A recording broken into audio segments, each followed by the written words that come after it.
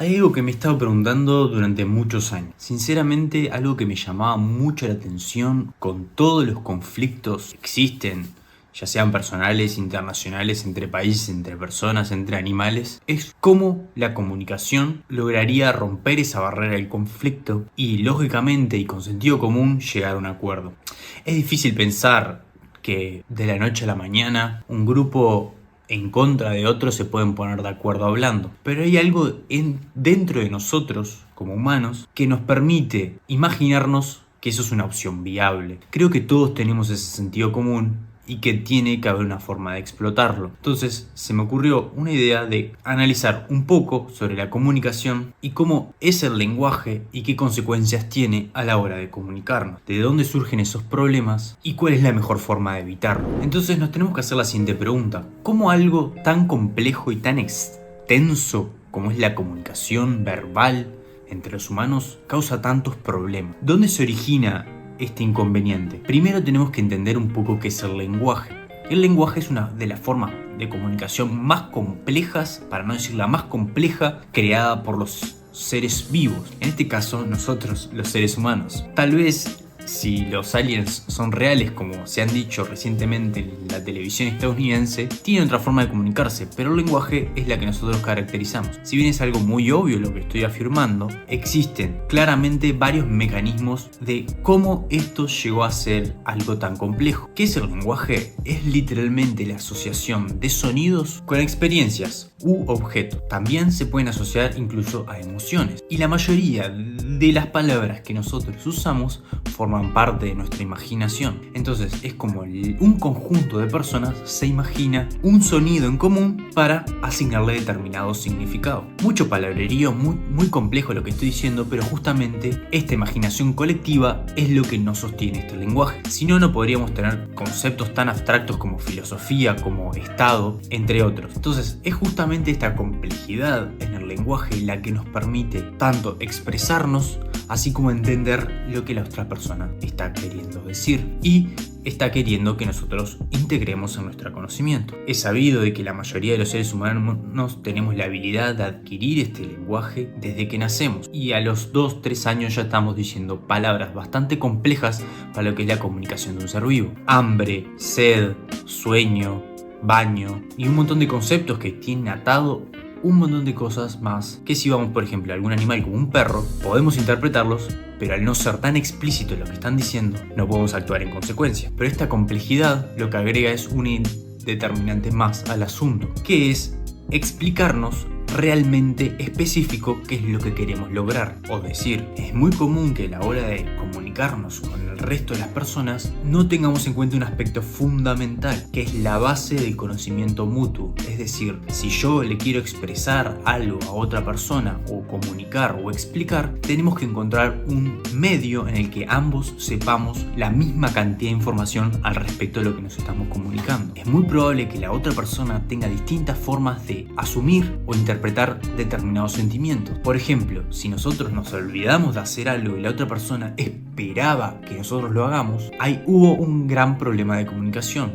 Uno, la persona, si no te dice que quiere que lo hagas, tal vez a vos no se te imagina. Y lo segundo es que no podemos actuar dependiendo de cómo actuaríamos nosotros, porque cada individuo tiene maneras distintas de interpretar lo mismo. Por eso existe la tendencia de asumir nuestros sentimientos y pensamientos como que es algo colectivo. Sin embargo, nosotros utilizamos los mecanismos colectivos para expresarnos y expresar nuestros propios sentimientos y nuestras propias ideas. Es por eso que como lo complejo y lo que tenemos en común es el lenguaje, es sobre el lenguaje que nosotros tenemos que tratar de expresar. Nadie es adivino y no puede interpretar por sí mismo.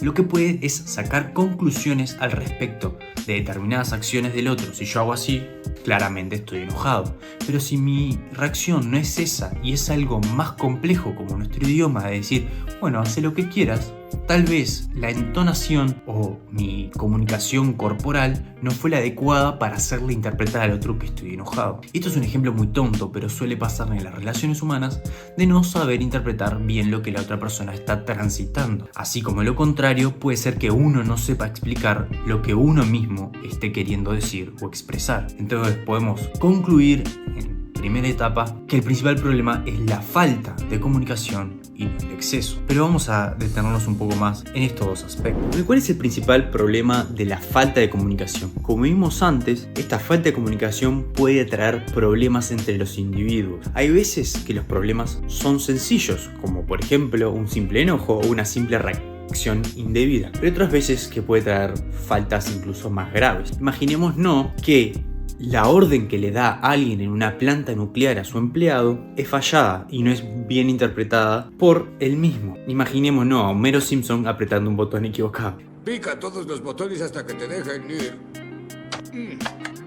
Entonces, esos desastres que se pueden ir dando por falta de comunicación, que por lo general van con un efecto de cadena de varias faltas de comunicación, pueden ocasionar incluso problemas muy grandes. Los más sencillos y los que nos vamos a enfocar nosotros son esos pequeños problemas sentimentales que vamos generando los demás por no poder expresarnos bien. Si nosotros notamos que la otra persona no entendió lo que nosotros queremos decir, hace falta explicarnos un poquito más. Es mejor dejar por sobreexplicado que no hacerlo del todo. Incluso es un gran problema el no poder nosotros mismos comprender lo que queremos expresar. Es por eso que tenemos que empezar a hablar muchas veces para darnos cuenta hacia dónde está yendo nuestra línea de pensamiento. Y en base a lo que vamos diciendo, vamos corrigiendo nuestro mensaje a medida que vamos hablando. Eso es re normal, pasa cuando exponemos o cuando debatimos. Pero siempre está bueno y es correcto admitir si nos equivocamos o no para que la charla tenga coherencia y seguir creciendo e ir entendiéndonos los unos a los otros. Claramente no lo esperamos en un debate político para nada,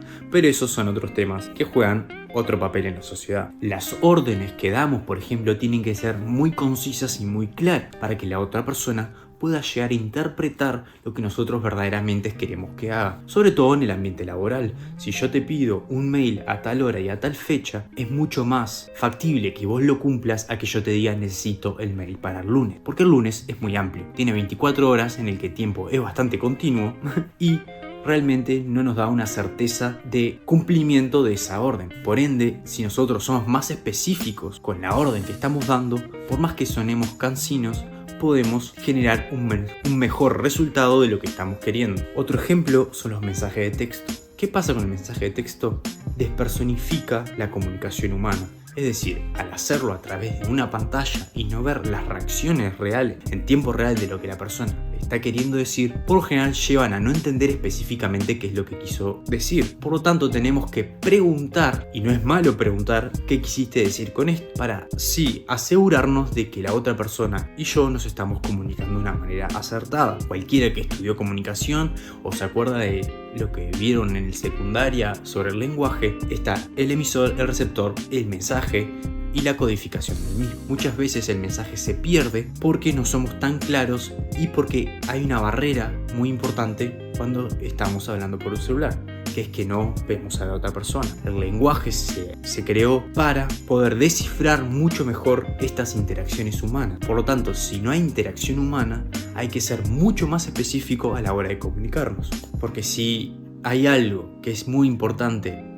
para complementar el lenguaje, es la intención. Nosotros vemos, por ejemplo, en idiomas románticos como el español, el italiano, el francés, etc., que somos muy expresivos. Somos muy expresivos a la hora de hablar porque tenemos varias palabras asociadas a muchos sentimientos, muchas conjugaciones y muchos tiempos verbales, por lo que podemos ser mucho más específicos. En idiomas, sobre todo en Asia, el conocimiento que tengo yo es sobre el idioma Han-Yu, que es el idioma de China, comúnmente conocido como chino mandarín. Es un idioma mucho más simplista a la hora de explicarse y genera muchas contradicciones entre los mismos hablantes.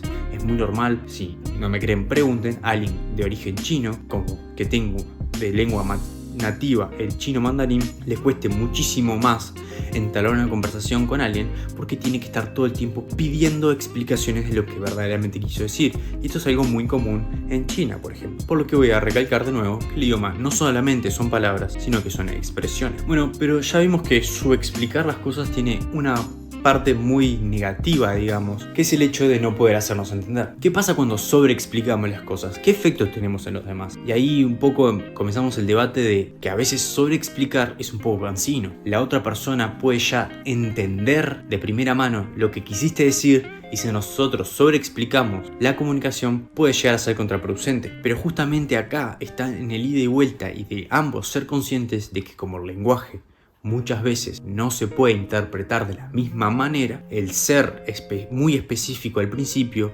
ayuda muchísimo más a la hora de entendernos. Y no por eso tiene que desgastar nuestro ego cuando las otras personas nos explican cosas que nosotros ya sabemos. Le doy un ejemplo. Si alguien viene y te explica, no, porque esto se hace así, así y así, y nosotros ya lo sabemos, nuestra principal razón va a ser, sí, ya lo sé.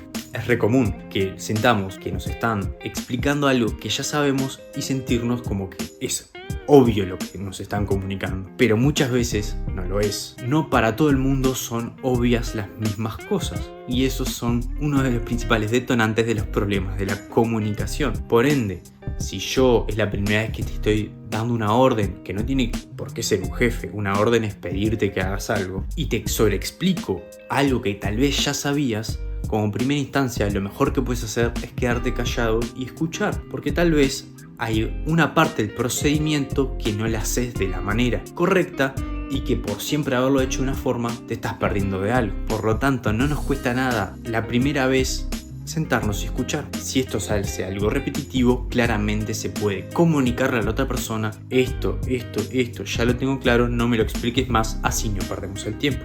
Y eso es una muy buena forma de ser diplomático y no romper las relaciones humanas. No hay ninguna forma de saber lo que una persona sabe o no sabe sin consultarlo. Y eso es lo que a mí me parece más interesante sobre la comunicación. Otro conflicto que tiene sobre explicar, que muchas veces no nos damos cuenta cuando sobreexplicamos, es que limita la acción de la otra. Porque si todos los procedimientos tienen absolutamente todo paso a seguir, pierde mucha libertad el individuo al realizar su tarea, sobre todo en el ambiente laboral. Esto conlleva a que si algo se sale del guión, muchas veces esos individuos no tengan el coraje de asumir la responsabilidad de no hacerlos bajo el mismo guión. Esto le pasa mucho, por ejemplo, a los japoneses y en países asiáticos que son bastante más ordenados y estructurados que puede ser nosotros acá en Latinoamérica, que cuando una orden sale de su libreto no saben cómo reaccionar.